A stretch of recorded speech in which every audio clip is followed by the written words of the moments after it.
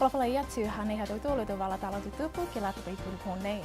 Good evening, and these are our top stories for tonight.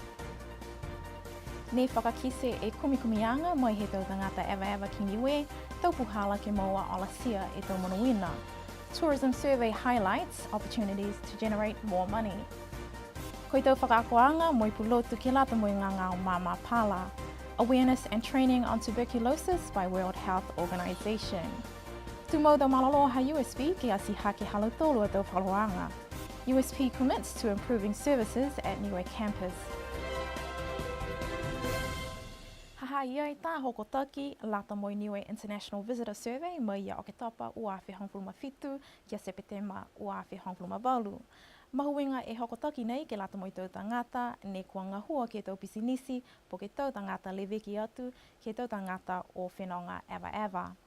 Ko hokotaki nei ni whakatupe ai he whakatuwhanaha New Zealandi I lalo hifo he whaloanga Pacific Tourism Data Initiative. Koi pulotu ko Professor Simon Milne mai he aonga pulotu AUT ne takitaki e kumikumianga nei. Ne whakakise e hokotaki nei ke ofisa tali whenonga ki awhiawhi ini nei. Mai he tau kumikumianga kua kisia e malikisi e numela tangata ne kua whenonga mai ki niwe ki he hongwhumata e awhi. Pea mai a Simon Milne mai he tau kumikumianga kua hiwa ngofuluma fitu e pasene ne kua whiawhia lahi ke takatakai motuha niwe hakua mea mai fulufulu wala.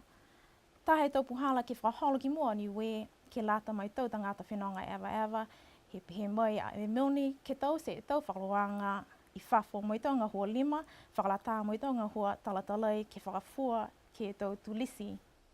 Ke awhiawhi ini nei ne kua whakalolahi e Simon Milne e tau kumikumianga mai whalu he tau tangata ke he whale whenonga ewa he motu. Niue receives about 11,000 visitors annually, and on average per visit, each visitor brings about 1,500 New Zealand dollars to the economy. This is one of the key findings of the Niue International Visitor Survey from October 2017 to September 2018. According to the report, there are opportunities to generate more money from these visits. For the first time, a comprehensive report has been compiled on Niue's international visitors. The International Visitors Survey is funded by MFAT New Zealand as part of its Pacific Tourism Data Initiative. New Zealand remains a dominant source market, providing 85% of visitors to Niue, followed by Australia, Asia, and North America. Majority of the visits are for holidays, with less than 10% for business. To me, the things that really stand out are that Niue visitors are extremely satisfied with their experience. So they are very pleased with the quality of the environment. They love the friendliness of the people, and most importantly, a very high percentage of them, 97%, say that they will recommend Niue to others. So that's a really positive outcome. We also see that visitors would like the opportunity to perhaps spend a little bit more money. They love their time here, but they sometimes find it a little bit difficult to find local produce, local handicrafts. Those are areas I think where there's great opportunity to generate more money from the visitor. The survey shows that on average per visit, each visitor brings about 1,500 New Zealand dollars to the Niue economy. Professor Milne says there are opportunities to develop new tourism products in Niue.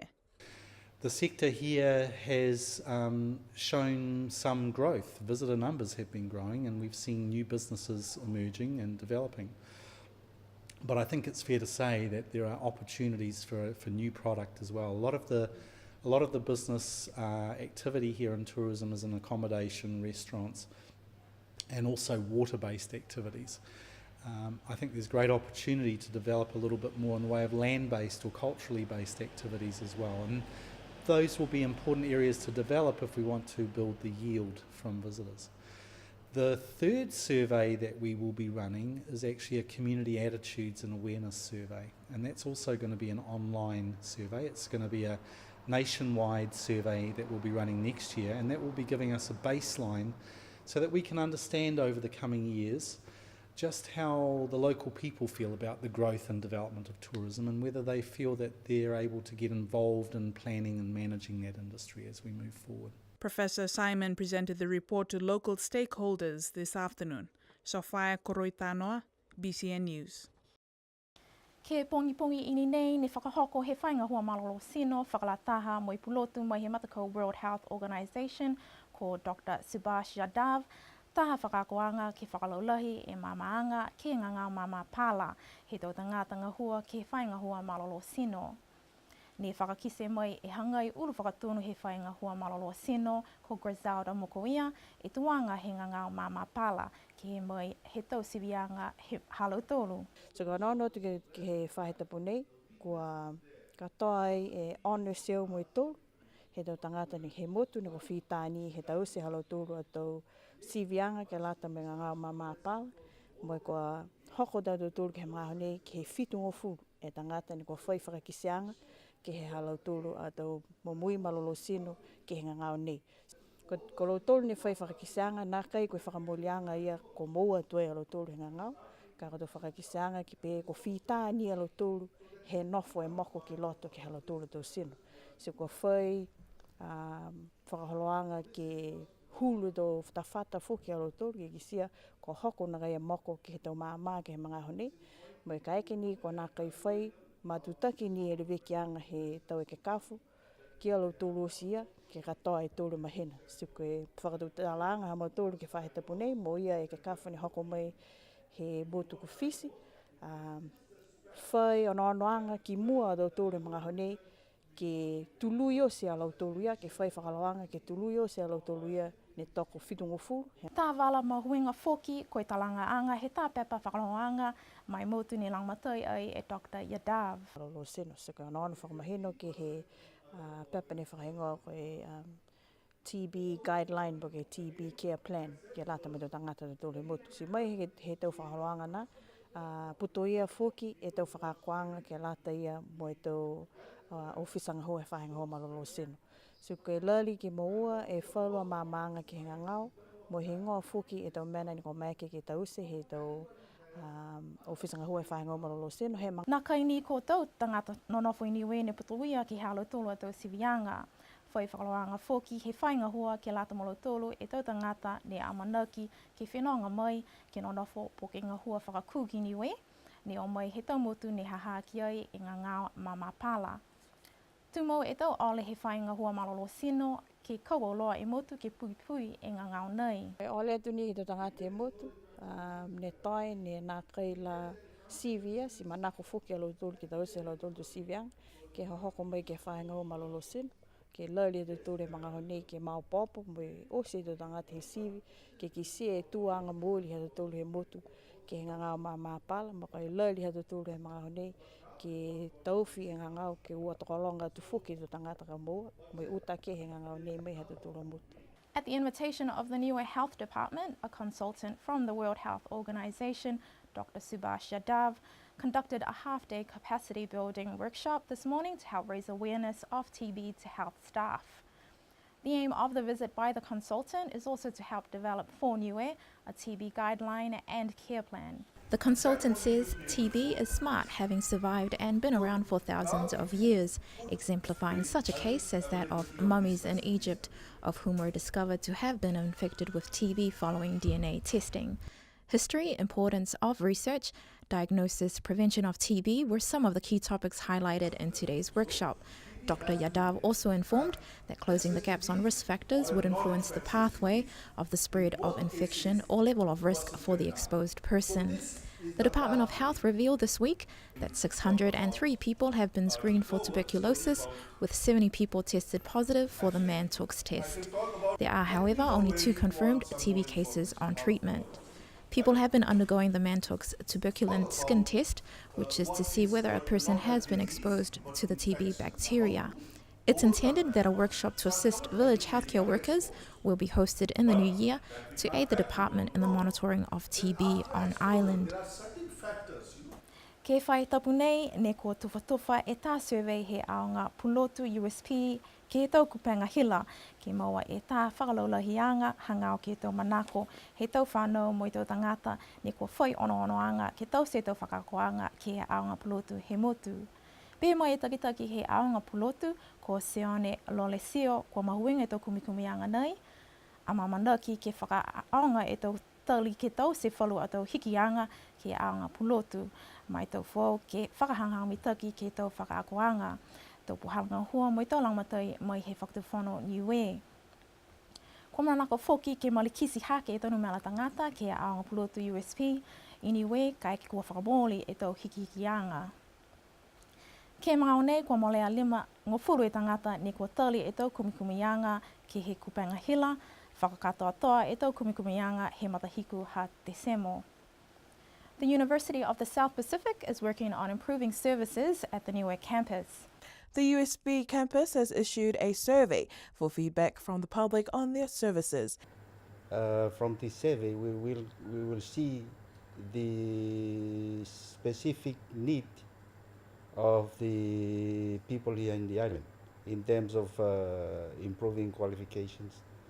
So we will their response we will evaluate it and see where we can which program we can focus on and which program we cannot focus on, because I think we are offering so many programs that maybe the new way people do not need to be offered. So like just this is not from the survey, from my from the people I have talked to. They are they are wanting certificate in theology. So because of those needs, then we thinking of the survey, probably we will try and provide the certificate in theology and get that more on the ground than some of the projects that we the program and courses that we currently offering. The survey is to help the campus have a better idea on how to improve services provided to students on the island, eliminating unnecessary programs from the course offered. So once we get the picture of what people want, then we will probably focus on is a more like a need survey, and then depending on the response, then we will redirect what we doing here. Probably some of our programs will have to have less focus on those programs and focus more on what the people need in Niue.